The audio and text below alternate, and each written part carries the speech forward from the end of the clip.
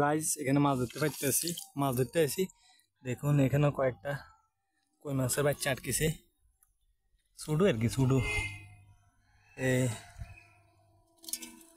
আরো আছে।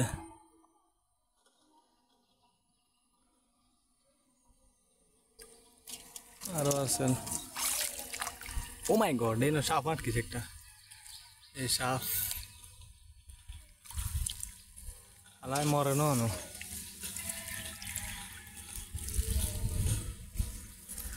সালাই থাকে না।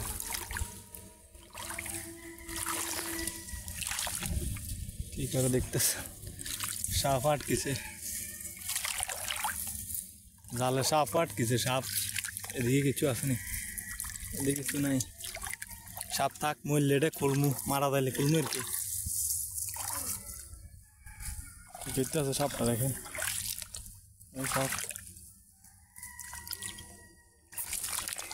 এই সাপ আর কি, সাপ।